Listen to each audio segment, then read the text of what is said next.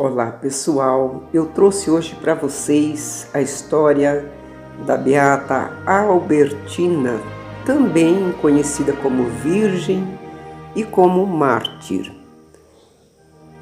Foi uma menina brasileira a quem são atribuídos milagres. Em 2007, ela foi declarada oficialmente beata pela Igreja Católica Apostólica Romana. Conhecida pelo povo da Diocese de Tubarão como a Nossa Albertina, também conhecida como Maria Gorete brasileira. Ela nasceu na comunidade de São Luís, município de Maruí, estado de Santa Catarina. Era filha de um casal de agricultores, Henrique e Josefina Berkenbrock. Teve mais 8 irmãos e irmãs. Foi batizada no dia 25 de maio de 1909. Crismou-se no dia 9 de março de 1925. Fez a sua primeira comunhão no dia 16 de agosto de 1928. E foi assassinada no dia 15 de junho de 1931, apenas aos 12 anos de idade. Ela teve uma vida simples e humilde, no meio rural de seu município natal. E a ela foram atribuídos milagres após a sua morte violenta, depois de uma tentativa de estupro. Os milagres seriam obtidos por invocação junto a seu túmulo, o que motiva peregrinações até os dias de hoje. Seus pais e familiares souberam educar a menina na fé. Transmitiram-lhe muito cedo as principais verdades da igreja. Ela aprendeu logo as orações, era perseverante em fazê-las e muito recolhida ao rezar. Sempre que um padre aparecia em São Luís, lá estava Albertina participando da vida religiosa da comunidade. Confessava-se com frequência e gostava de ir regularmente à missa. Comungava com fervor e preparou-se com muito capricho e diligência para a sua primeira comunhão. Falava muitas vezes da Eucaristia e dizia que o dia de sua primeira comunhão fora o mais belo de sua vida. Albertina foi também muito devota de Nossa Senhora. Venerava com carinho, tanto na capela da comunidade como em sua casa, junto com seus familiares. Gostava de recitar o terço e recomendava a Maria, sua alma e sua salvação eterna. Tinha especial devoção a São Luís Gonzaga, titular da capela e modelo de pureza. A formação cristã que recebeu instigou em Albertina a inclinação à bondade e às práticas religiosas, a vivência das virtudes cristãs, na medida em que uma menina da sua idade as entendia e poderia vivê-las. Nada de estranho se os seus divertimentos refletiam seu apego à vida religiosa. Gostava de fazer cruzinhas de madeira, colocava-as em pequeno sepulcro, adornando-os com flores. E foi num ambiente simples, belo e cristão de sua família que Albertina cresceu. Ajudava os pais nos trabalhos da roça, ajudava em casa. Ela era muito dócil, obediente e incansável. Era sacrificada incansavelmente, paciente, mesmo quando seus irmãos a mortificavam e até lhe batiam.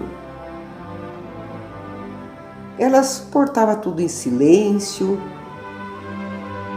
unindo-se ao sofrimento de Jesus, que amava sinceramente, pois ela se espelhava muito em Jesus. Também fora de casa, Albertina se apresentava como modelo para os colegas e verdadeiro motivo de admiração para os adultos.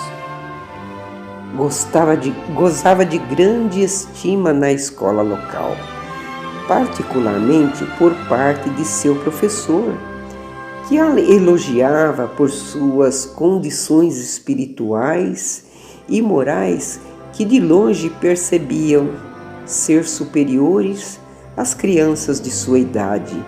A distinguia entre as colegas da escola.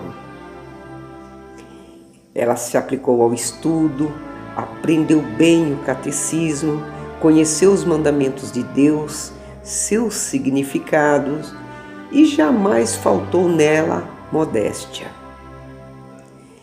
Se pensarmos na maneira como sacrificou sua vida, conforme declarou seu professor, ela tinha compreendido o sentido do 6º mandamento, no que tange à pureza e à castidade. Foi uma menina boa, estimada pelos colegas, por adultos. Como já disse antes, às vezes, porém, alguns meninos gostavam de tentar provocar sua mansidão, sua modéstia, sua timidez, para ver se existia alguma repugnância por certas faltas. Porém, Albertina se calava, nunca se revoltou, menos ainda, nunca se vingou, mesmo quando lhe batiam. Era uma pessoa cândida, simples, sem fingimentos, vestia-se com simplicidades e modéstia. Sua caridade era grande, gostava de acompanhar as meninas mais pobres, de jogar com elas, e com elas dividia até o pão que trazia de casa para comer no intervalo das aulas. Teve especial caridade, inclusive, com os filhos do seu assassino, Indalício Cipriano Martins, conhecido também como Manuel Martins da Silva, ou simplesmente Maneco Palhoça, que trabalhava na casa de seus pais. Muitas vezes, Albertina deu de comer a ele e aos filhos pequenos, com os quais se entretinha alegremente, acariciando-os e carregando-os no colo.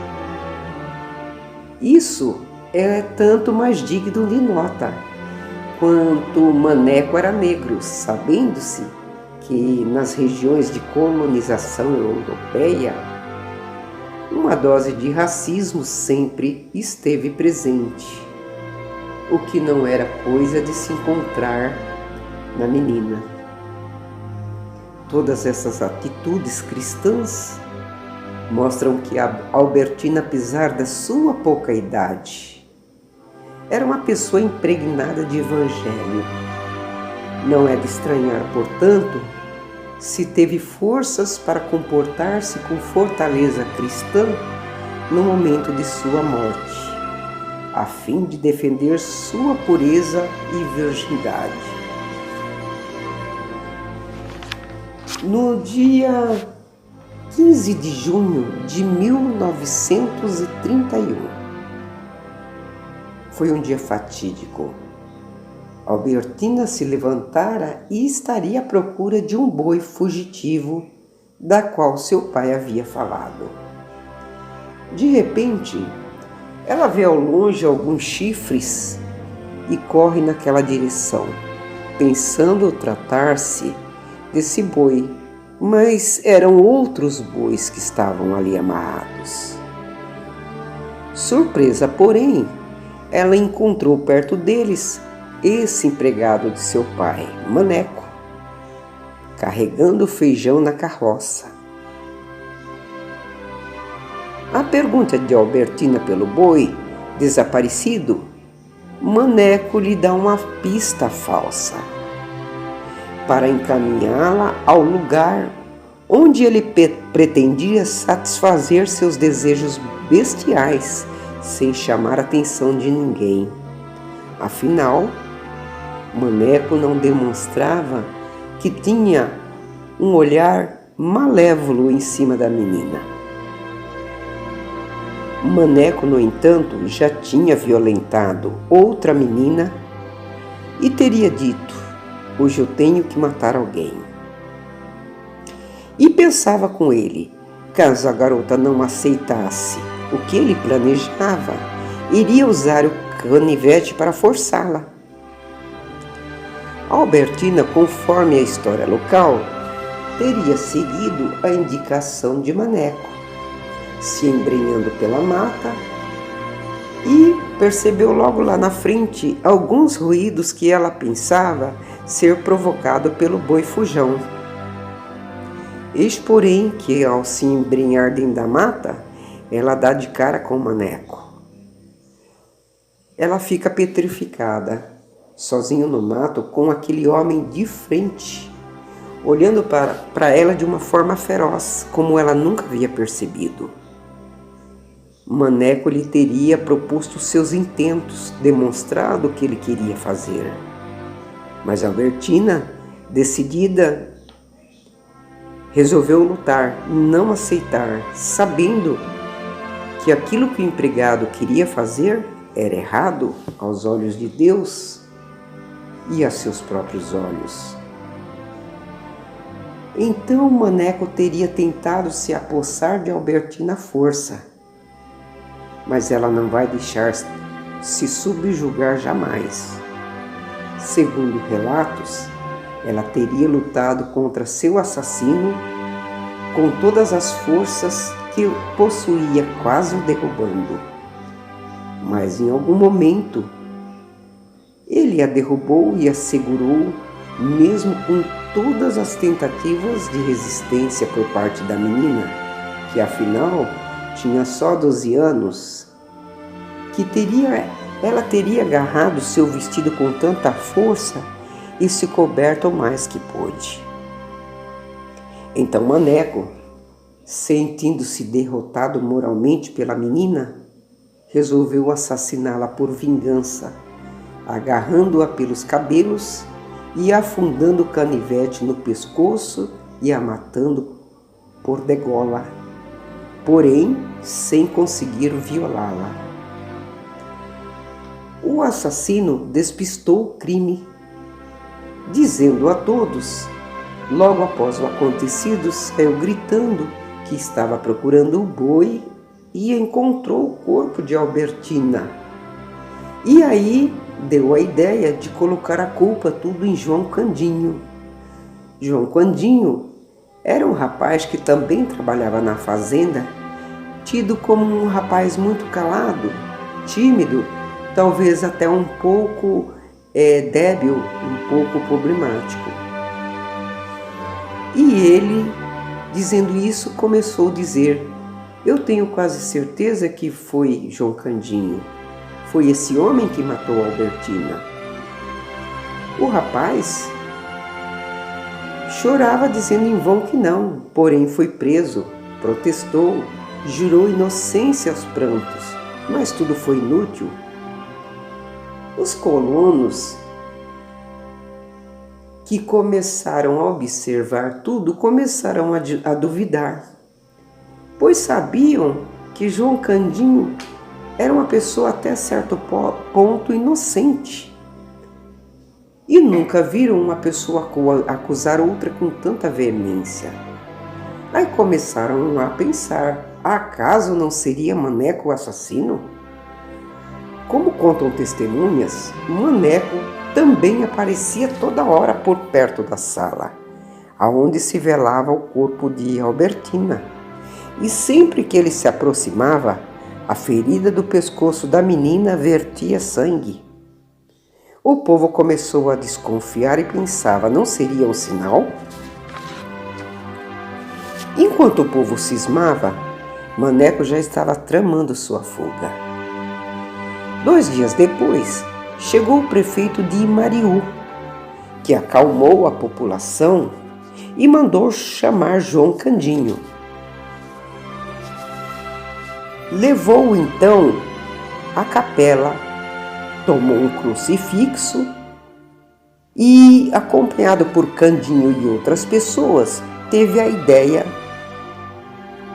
de fazer um juramento. Foi à casa do pai de Albertina e o colocou sobre o peito da menina morta. Mandou também que João Candinho colocasse as mãos sobre o crucifixo e jurasse que era inocente. E por incrível que pareça, ao fazer isso, segundo os presentes, assim que o fez, a ferida parou de sangrar, o que era bem diferente quando se aproximava Maneco. Entretanto, Maneco já tinha acabado de fugir. Porém, uma ordem foi expedida em todas as delegacias e ele foi preso em Aratingaúba, não restando nada a não ser confessar este e outros crimes. Confessou um cometido em Palmas, onde mataram um sargento, e também o assassinato de um homem em São Ludgero. Também teria revelado que matou Albertina porque ela se recusara a ceder à sua intenção de manter relações sexuais com ela. Maneco Palhoça foi então levado à penitenciária e foi preso. Correu o processo, ele foi condenado e ele se comportou muito bem enquanto esteve na prisão. Depois de alguns anos, Maneco faleceu. Apesar da sua morte terrível, Albertina continuou sendo exemplo em toda a região, sendo cultuada até hoje como sinônimo de generosidade, modéstia, sacrifício e obediência a Deus e à pureza. Albertina foi beatificada no dia 20/10 de 2007 e o seu dia é comemorado dia 15 de junho. A história de hoje é essa, eu espero que vocês gostem. Se gostarem, comente aí, deixe seu like e se inscreva no canal. Até a próxima!